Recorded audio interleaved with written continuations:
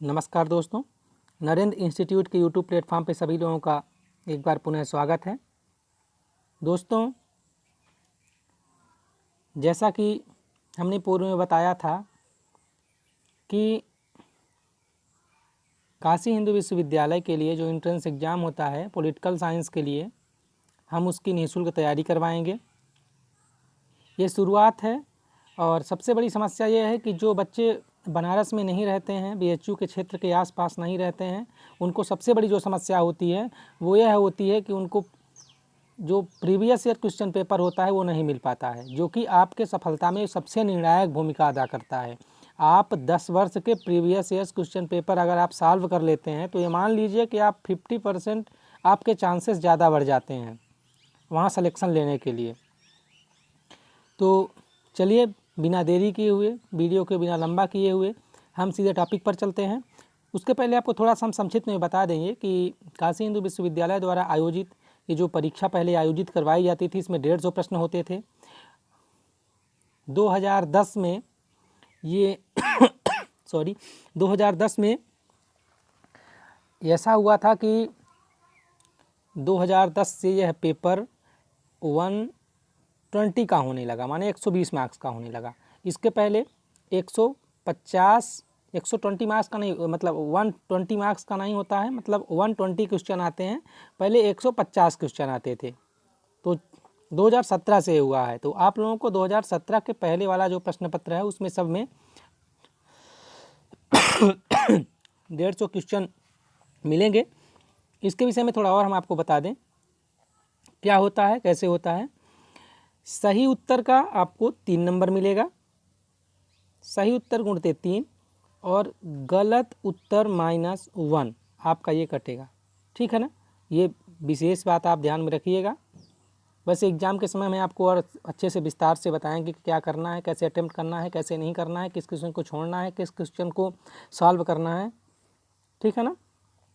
तो चलिए हम आपको इसमें जो कि थंबनेल में साफ साफ स्पष्ट रूप से दिया हुआ है कि ये केवल 50 क्वेश्चन 2010 का पार्ट 1 है, भाग 1 है। भाग 2 में 50 क्वेश्चन फिर से आएंगे और भाग 3 में फिर से 50 क्वेश्चन आएंगे।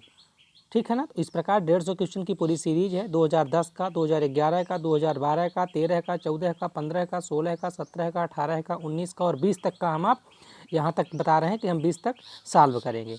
ठीक है ना। तो चलिए दोस्तों आगे देखते हैं। एक बात और ध्यान रखिए, यहाँ मैंने क्वेश्चन को लिया है और उसको आंसर को लिया है। ठीक है ना। पहला क्वेश्चन कह रहा है कि विधि वस्तुओं की प्रकृति से उत्पन्न आवश्यक संबंधों को कहते हैं। यह किसने कहा है? यह मॉन्टेस्क्यू ने कहा है। ठीक है ना। जो विधि है, विधि वस्तुओं की प्रकृति से उत्पन्न आवश्यक संबंधों को कहते हैं। आगे देखिए दूसरा क्वेश्चन, भारतीय संविधान के अंतर्गत निम्नलिखित में से कौन मूलभूत अधिकार के अंतर्गत नहीं आता है? सभी लोग जानते हैं कि हमारे जो मौलिक अधिकार हैं वो 6 हैं। ये 7वां मौलिक अधिकार संपत्ति का अधिकार है, जो कि इसे हटा दिया गया है। इसे अब कहाँ रखा गया है? 300A में। तीसरा नंबर क्वेश्चन देखिए, निम्नलिखित में से कौन सा कथन सत्य नहीं है? इसमें हमने चारों दे दिए हैं। चारों देने का अर्थ ये है, इसको थोड़ा अगर क्रॉस कर लेते हैं, देखते हैं, अगर बड़ा हो जाएगा तो सही रहेगा। हाँ चलिए, यहाँ कह रहा है कि निम्नलिखित में से कौन सा कथन सत्य नहीं है? प्राचीन ग्रीस में नगर राज्य थे। कौन सा सत्य नहीं है? इस क्वेश्चन में आप कभी गलत मतलब गड़बड़ी मत करिएगा। ऐसे देखिएगा कि सत्य नहीं है, सत्य है। जब सत्य नहीं है तो मतलब 3 ठो गलत हैं, ये 3 ठो सही हैं, 1 ठो असत्य है ना। तो ये प्राचीन ग्रीस में नगर राज्य थे, सही है। रोमन काल में साम्राज्य थे, ये भी सही है। और आधुनिक काल में क्षेत्रीय राज्य हैं, बिल्कुल सही है। ठीक है ना। मध्यकाल में गणतंत्र नहीं थे। आप अच्छे से ध्यान से अगर पढ़िएगा तो आपको ये क्वेश्चन मिलेगा कि मध्यकाल में गणतंत्र नहीं थे, मध्यकाल में गणतंत्र नहीं था। फिर देखिए चौथा क्वेश्चन क्या कहता है। चौथे क्वेश्चन में कहता है कि कौन सुमेलित नहीं है? सभी लोग जानते हैं कि कौन सुमेलित नहीं है। ये 4 हैं, 4 में 3 सुमेलित है, 1 सुमेलित नहीं है। नेहरू समिति का जो रिपोर्ट है वो सुमेलित है, है ना, 1928 में आया था। फिर क्रिप्स मिशन 1942 में आया था। फिर कैबिनेट मिशन 1946 में आया था। गोलमेज सम्मेलन जो है वो 1933 में नहीं हुआ था। 3 गोलमेज सम्मेलन हुए थे। इन तीनों गोलमेज सम्मेलनों में एक 1930, 31 और 32 ये 3 हुए थे, ठीक है ना। 5वां नंबर कह रहा है, देख लीजिए इसी में, भारत में योजना आयोग का अध्यक्ष कौन होता है? ये प्रधानमंत्री होते हैं, ठीक है ना। योजना आयोग के स्थान पर अब नीति आयोग बना दिया गया है, जिसके भी अध्यक्ष प्रधानमंत्री ही होते हैं। एक बात और ध्यान में रखिए, योजना आयोग की जगह में 2015 से नीति आयोग आई है, ठीक है। एक बात इसमें और ध्यान में ये रखना है कि योजना आयोग संवैधानिक निकाय नहीं है बल्कि सांविधिक निकाय है, ठीक है ना। ये कौन सा निकाय है? सांविधिक निकाय है। रुकिएगा, हम इसको अच्छे से बता देते हैं। योजना आयोग सांविधिक निकाय है। सांविधिक निकाय कैसे है? मतलब संवैधानिक निकाय और सांविधिक निकाय में क्या बेसिक डिफरेंस होता है, आप लोग देख लीजिए, बता दे रहे हैं। सांविधिक निकाय में क्या होता है कि इसे कैबिनेट के एक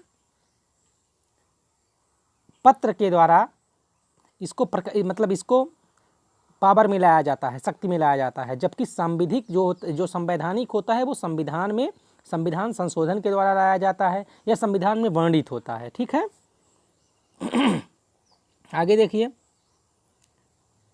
यह किसने कहा था या किसने कहा कि गुट निरपेक्ष अनैतिक है?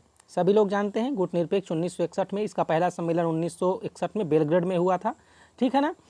तो नेहरू, नासिर और टीटो, ये भी क्वेश्चन आता है कि नेहरू, नासिर और टीटो तीनों लोगों ने मिल करके क्या किया था, इस संगठन को तैयार किया था। तो किसने कहा कि गुट निरपेक्ष अनैतिक है? यह डलेस ने कहा था, ठीक है। निम्नलिखित में से किस देश में लोक प्रशासन में सबसे पहले ओम्बुड्समैन यहाँ दिया हुआ है? आप लोग अच्छे से, थोड़ा दिखाई ना दे रहा होगा तो देख लीजिए। ओम्बुड्समैन प्रणाली लागू की गई थी, ये स्वीडन में लागू की गई थी। यह प्रणाली, इस प्रणाली के विषय में थोड़ा हम आपको बता दें कि ओम्बुड्समैन प्रणाली वह है जो भारत में लोकपाल है। लोकपाल की भांति ही वहाँ स्वीडन में यह संस्था काम करती है। आज से नहीं, बहुत वर्ष ये पुरानी संस्था है जो कि वहाँ भ्रष्टाचार के खिलाफ ये संस्था कार्य करती है। फिर है 8वां नंबर क्वेश्चन, कहता है कि निम्नलिखित में से कौन सा कथन सही नहीं है? कौन सा कथन सही नहीं है? 4 कथन दिए हुए हैं, 4 में 3 सही हैं, 1 सही नहीं है। आप देखिएगा, लाक उदारवादी है, सही बात है। हीगल आदर्शवादी हैं, जब हीगल को आप पढ़िएगा तो उसमें बताया गया है उनके विचारों में आदर्शवादिता झलकती है। मोस्का हैं वो अभिजनवादी हैं, और रूसो हैं वो बहुलवादी नहीं है, ठीक है ना। 10वें क्वेश्चन की ओर चलते हैं हम। 10वें क्वेश्चन में glimpses of the bird history नामक पुस्तक की रचना किसने की है? ये नेहरू ने किए थे, ठीक है ना। निम्नलिखित में से कौन फ्रैंकफर्ट स्कूल से संबंधित नहीं है? अल्थ्यूसर जो है वो फ्रैंकफर्ट स्कूल से संबंधित नहीं है। जर्मनी में एक संस्था थी, वहाँ से मतलब इनके विचारकों का एक धड़ा होता था, जिसमें से मतलब एक ही विद्यालय से, मतलब एक ही संस्था से कई सारे विचारक जो थे वो सामने आए थे, लेकिन अल्थ्यूसर जो थे वो नहीं है, ठीक है ना। चलिए आगे चलते हैं। 11वां क्वेश्चन है, 11वां क्वेश्चन कह रहा है आधार और अधिरचना के सिद्धांत का प्रतिपादन किसने किया था? कार्ल मार्क्स ने आधार और अधिरचना के सिद्धांत का प्रतिपादन किया था, भूलिएगा नहीं कभी। शक्ति अभिजन की अवधारणा का प्रतिपादक कौन है? सी राइट मिल्स हैं, ठीक है। जो सी राइट मिल्स हैं वो शक्ति अभिजन के अवधारणा के प्रतिपादक हैं। 13वां क्वेश्चन कहता है निम्न में से कौन एक राज्य को गौरवपूर्ण स्थान प्रदान करता है? कौन करता है? आदर्शवादी राज्य को गौरवपूर्ण स्थान प्रदान करते हैं। फिर है प्रथम भारतीय गवर्नर जनरल कौन थे? सी राजगोपालाचारी, चक्रवर्ती राजगोपालाचारी भारत के प्रथम भारतीय गवर्नर जनरल थे, जबकि लॉर्ड माउंटबेटन भारत के पहले गवर्नर जनरल थे, ठीक। कौन थे? लॉर्ड माउंटबेटन, सभी को पता है।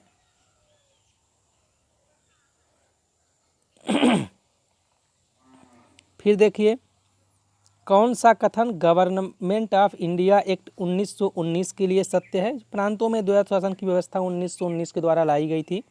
कौन सीमित यहाँ गलत लिखा हुआ है। 16वां क्वेश्चन कहता है कौन सीमित संप्रभुता का समर्थक है। लाक जो हैं वो सीमित संप्रभुता के समर्थक हैं, वो संप्रभुता को सीमित करने के पक्ष में रहते हैं। 17वां कहता है कि राष्ट्रपति द्वारा घोषित राष्ट्रीय आपात कितने समय के लिए लागू होता है। ये 6 महीने के लिए लागू होता है। राष्ट्रपति द्वारा जो घोषित राष्ट्रीय आपात है वो जब 6 महीने तक लागू होता है, यदि भारत के संसद के द्वारा उसे पारित नहीं किया जाता है पुनः, तो वह उसी दिन से 6 महीने बाद निरस्त हो जाता है। फिर कहता है 18वां नंबर, व्यक्तिगत स्वतंत्रता के लिए उच्च न्यायालय किस रीट को स्वीकार कर सकता है। बंदी प्रत्यक्षीकरण होता है। बंदी प्रत्यक्षीकरण में क्या होता है कि बंदी प्रत्यक्षीकरण में जो राष्ट्रपति है, जो उच्च न्यायालय है, आर्टिकल 226 के अंतर्गत व्यक्ति को यदि बिना किसी कारण के गिरफ्तार किया जाता है तो उन्हें न्यायालय बंदी प्रत्यक्षीकरण के अंतर्गत उन्हें यह कह सकती है कि आने जाने के समय को छोड़ करके आप 24 घंटे के अंदर उस बंदी किए हुए व्यक्ति को न्यायालय के सामने प्रस्तुत करिए, जिससे उसके बंदी होने का जो कारण है वो पता लगाया जा सके। ठीक है ना। अंतर्राष्ट्रीय न्यायालय का मुख्यालय कहाँ स्थित है। हेग में है ये। ठीक है ना। फिर है कौन सुमेलित नहीं है। जे.एस. मिल की एक पुस्तक है फ्रेगमेंट्स ऑफ गवर्नमेंट। ये पुस्तक जे.एस. मिल से संबंधित नहीं है। 3-4 उसमें बुक दिया हुआ था, जैसे महात्मा गांधी की बुक हो गई और रूसो की हो गई, रूसो की ईमेल हो गई, अरस्तु की हो गई, पॉलिटिक्स हो गई। ये 2-3 बुक का नाम दिया हुआ था और इसमें पूछा था कि कौन सुमेलित नहीं है, तो फ्रेगमेंट्स ऑफ गवर्नमेंट जे.एस. मिल की पुस्तक नहीं है। आप फ्रेगमेंट ऑफ गवर्नमेंट आप थोड़ा देख लीजिएगा किसकी पुस्तक है, मुझे भी ध्यान नहीं आ रहा है, नहीं हम बता देते हैं। आगे देखिए 21वां क्वेश्चन कह रहा है कि अंतर्राष्ट्रीय राजनीति में शक्ति सिद्धांत का समर्थक कौन है। देखिए आपके पार्ट में इंटरनेशनल रिलेशनशिप अंतर्राष्ट्रीय संबंध से भी क्वेश्चन आएंगे, 10, 15, 20 क्वेश्चन आ सकते हैं। उनमें से पूछा है कि शक्ति सिद्धांत का समर्थक कौन है। हंस जे मार्गेंथेउ हैं। ये मार्गेंथाउ कहते हैं या मार्गेंथाउ, थेउ या थाउ, कुछ भी आप बोल सकते हैं। ये शक्ति के सिद्धांत के समर्थक हैं, शक्ति के सिद्धांत के प्रतिपादक भी हैं ये। ठीक है। आगे देखिए 22वां क्वेश्चन कह रहा है कि साम्राज्यवाद पूंजीवाद की सबसे विकसित अवस्था है। यह किसने कहा। लेनिन के द्वारा कहा गया कि जो साम्राज्यवाद है वह पूंजीवाद की सबसे विकसित अवस्था है। उनके हिसाब से जब पूंजीवाद सबसे विकसित हो जाता है तब साम्राज्यवाद लोग अपनी कॉलोनी बनाने लगते हैं, साम्राज्य स्थापना करने लगते हैं। यह लेनिन के द्वारा कहा गया था। आप लोग जानिएगा कि लेनिन ही कार्ल मार्क्स के विचारों को व्यवहार में लाए हैं। लेनिन कहाँ के थे आप लोग कमेंट करके हमको बताइएगा, और ये किस क्रांति के समर्थक थे और कब ये उस राज्य में सत्ता में आए जिस राज्य के लिए इन्होंने संघर्ष किया। आगे देखिए 23वां क्वेश्चन कह रहा है कि लोकतंत्र के सफल संचालन के लिए कौन एक आवश्यक नहीं है। देखिए इसमें जो 4 विकल्प दिए हुआ था उसमें प्रतिबद्ध न्यायपालिका इसका आंसर होगा। क्यों होगा कि न्यायपालिका का प्रतिबद्ध होना लोकतंत्र के समर्थन के लिए आवश्यक तत्व नहीं है। यहाँ 4 विकल्पों में ये हो सकता है। 3 विकल्प क्या हैं जो आवश्यक हैं आप देख लीजिए। शक्ति का विकेंद्रीकरण, मतलब शक्ति का विकेंद्रीकरण होना चाहिए। शिक्षित नागरिक होना चाहिए, शिक्षित नागरिक होगा तभी ये अच्छे से लोकतंत्र चल सकता है, और उच्च नैतिक चरित्र के लोग होने चाहिए लोकतंत्र के लिए। ठीक है। तो ये 23 क्वेश्चन हो गए। चलिए हम आगे चलते हैं।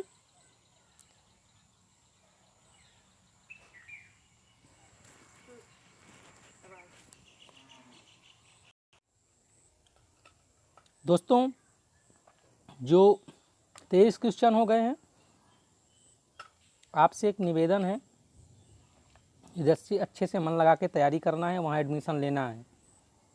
तो आप ऐसा करिए, इस वीडियो को 1 बार 2 बार देखिए, स्क्रीनशॉट इसका ले लीजिए, बार बार इसको पढ़िए।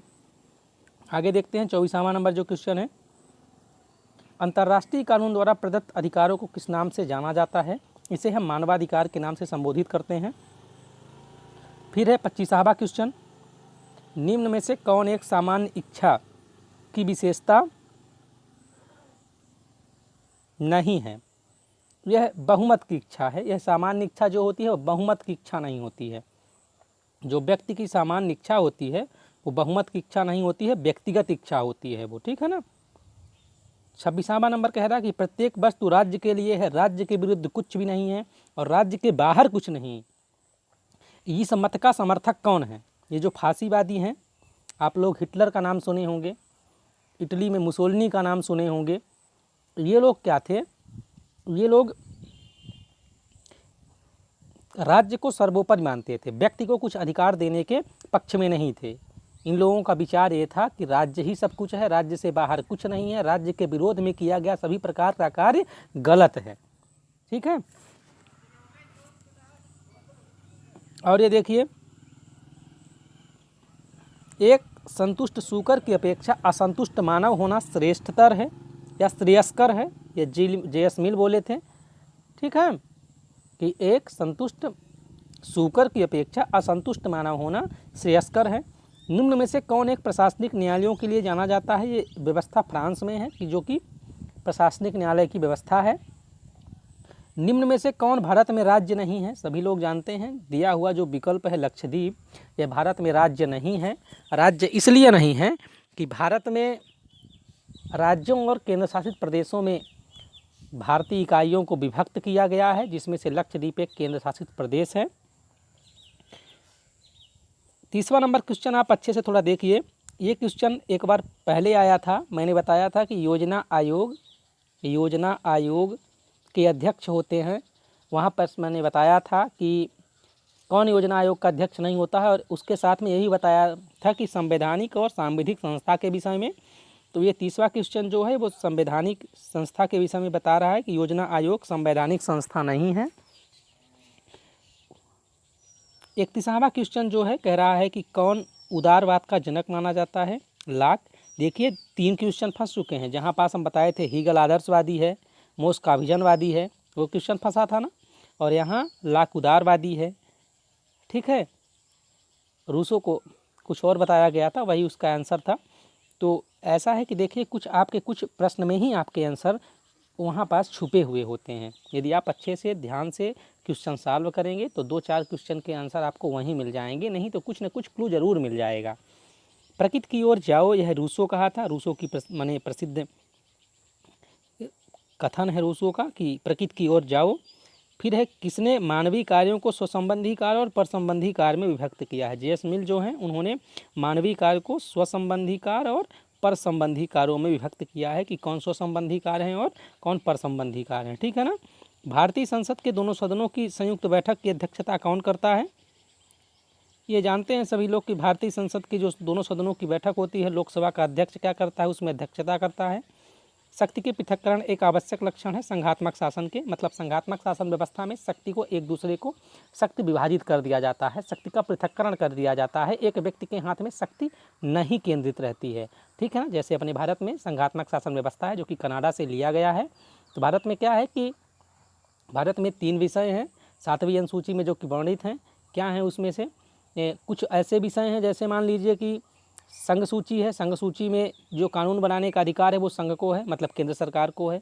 फिर राज्य सूची है, राज्य सूची में जैसे कानून बनाने का अधिकार राज्य को है। विशेष परिस्थितियों में जब राज्यसभा ये पारित कर देती है तब भले ही केंद्र सरकार को बनाने का अधिकार कुछ समय के लिए मिल जाता है, लेकिन राज्य सूची में जो विषय हैं उसमें सरकार बनाने का अधिकार केवल राज्य को है। और समवर्ती जो सूचियाँ हैं, समवर्ती सूचियों में दोनों कानून बना सकते हैं, राज्य और केंद्र दोनों। लेकिन जैसे ही समवर्ती सूची के किसी विषय में कानून यदि राज्य बनाया है और वो उसी विषय पर कानून केंद्र ने बना दिया, तो उसी दिन से जिस दिन से वह राज्य मतलब राष्ट्रपति के हस्ताक्षर से अधिनियमित हो जाएगा या उसी दिन हस्ताक्षरित हो जाएगा, जिस दिन से उसी दिन से उस मतलब उस कानून का या उस विधेयक का अवधि समाप्ति हो जाएगी, ठीक है ना।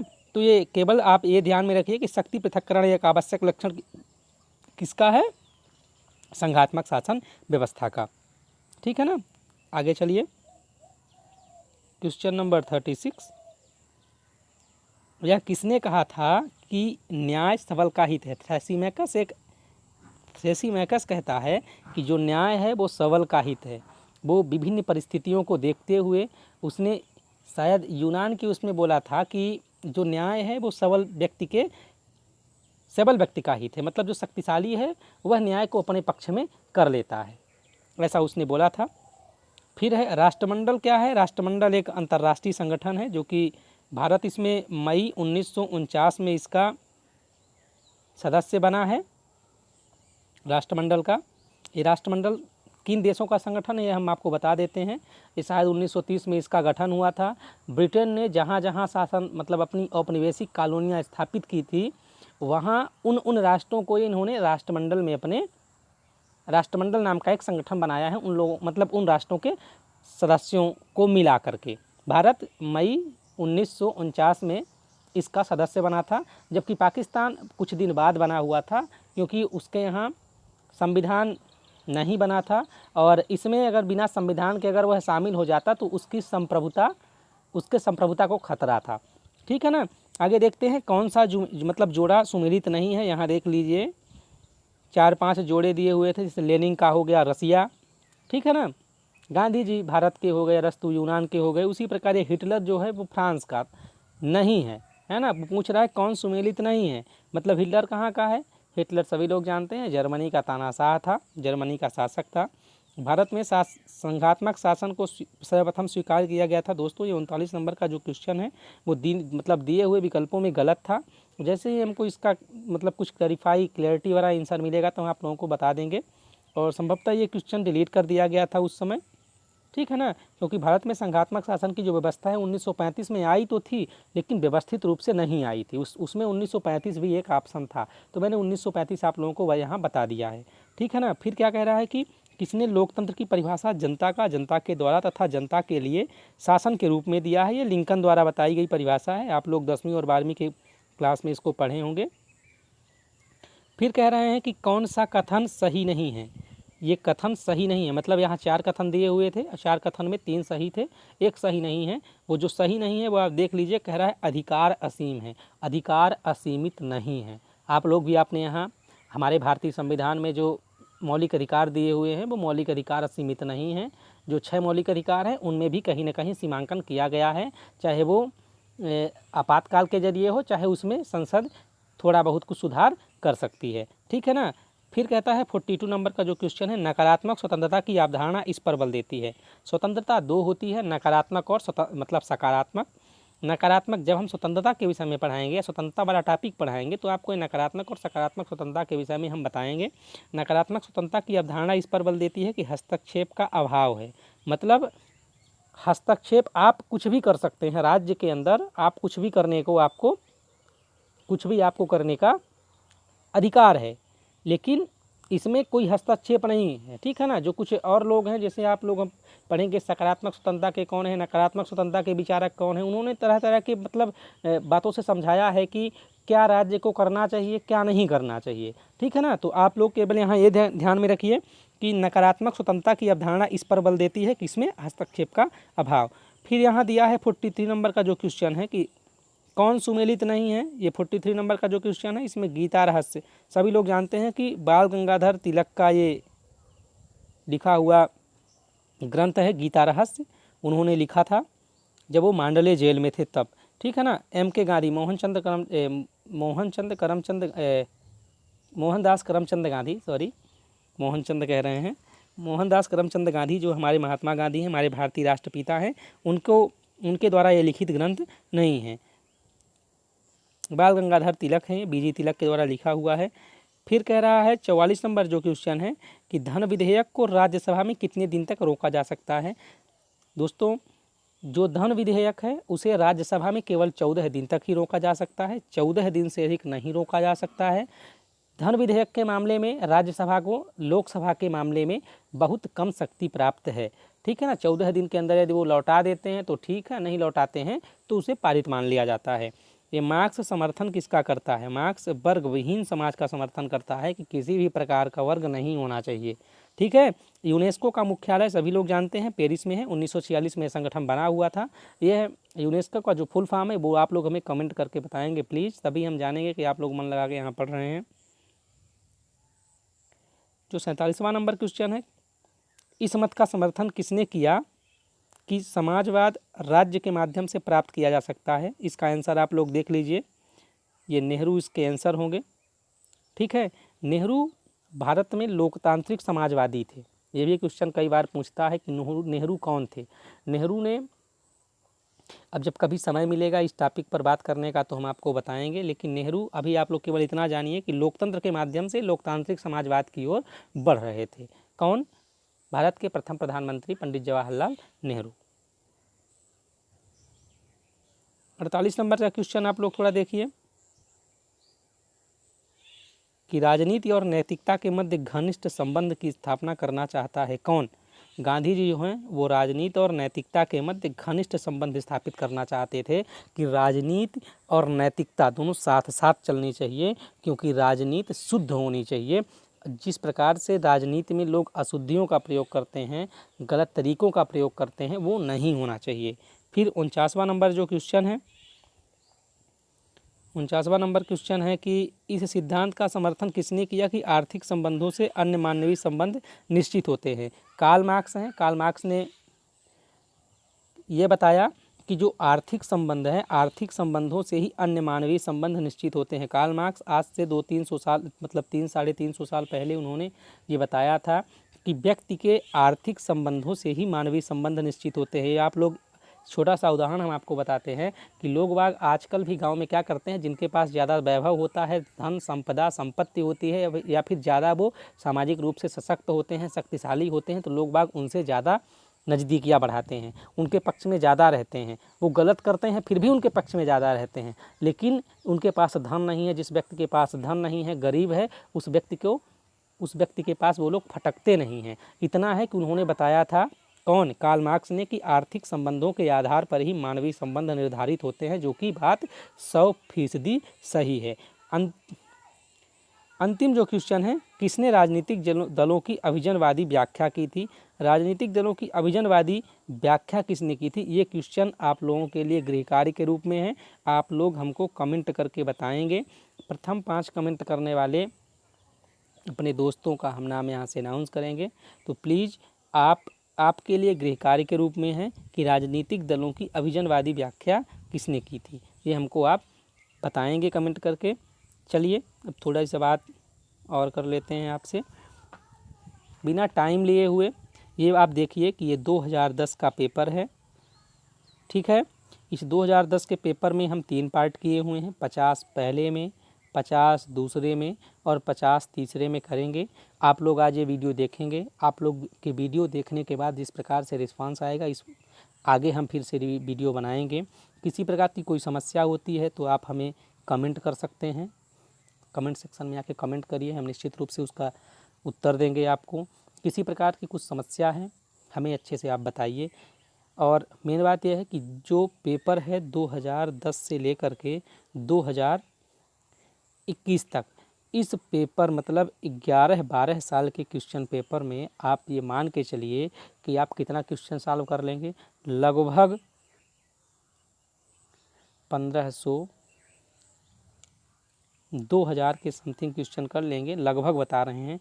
और इन 2000 क्वेश्चन में से मैं आपको गारंटी देता हूं कि बीएचयू का मैं स्टूडेंट रह चुका हूं, वहां कई बार मैंने एंट्रेंस एग्ज़ाम दिया है, वहां की व्यवस्थाओं को हम अच्छे से समझते हैं। तो वहाँ ये मान लिए 30 से 40 क्वेश्चन आपके यहाँ से फंसेंगे। आप मान के चलिए इन 2000 क्वेश्चन में से 30 से 40 क्वेश्चन पक्का फंसेंगे। और आप सोचिए कि 30 और 40 क्वेश्चन जहाँ फंस रहे हैं, तो 40 गुणते 30 बराबर 3, 4 तिहाई 12, 100 से 120 मार्क्स आपको यहाँ मिल रहे हैं। सोचिए 100 से 120 मार्क्स के उसमें, और आपका यदि 200 जनरल के लिए बता रहे हैं, 190 से लेकर के 200 के बीच यदि आपका मार्क्स आ गया तो आपका 100% सिलेक्शन के चांसेस हैं। ये आप ध्यान में रखिए। प्यारे दोस्तों, आप लोग कमेंट सेक्शन में आकर के कमेंट ज़रूर करिएगा। हमारे चैनल को पहली बार विजिट कर रहे हैं तो चैनल को सब्सक्राइब करिएगा, बेल आइकन को प्रेस करिएगा और वीडियो को लाइक करिएगा, शेयर करिएगा। मेन हमारी बात यह है आपको ये वीडियो देने का कि आप जो कुछ हमारे बंधु भाई हैं, हमारे मित्र हैं, या हमसे छोटे होंगे उनको हम बता दें कि बनारस में रहने पर आपको कहीं ना कहीं से पेपर मिल जाएगा, प्रीवियस ईयर क्वेश्चन पेपर मिल जाते हैं। लेकिन आप अगर बाहर हैं, बनारस से बाहर हैं, तो आपको ये क्वेश्चन बिल्कुल नहीं, क्वेश्चन पेपर नहीं मिलेंगे, जिसके कारण आप कितनी भी तैयारी करते हैं लेकिन आपका सिलेक्शन अंतिम में नहीं हो पाता है। प्यारे दोस्तों, मैं आपको पूरे 2021 तक का क्वेश्चन पेपर दूंगा और निःशुल्क दूंगा। ठीक है दोस्तों, मिलते हैं नेक्स्ट वीडियो में, तब तक के लिए धन्यवाद।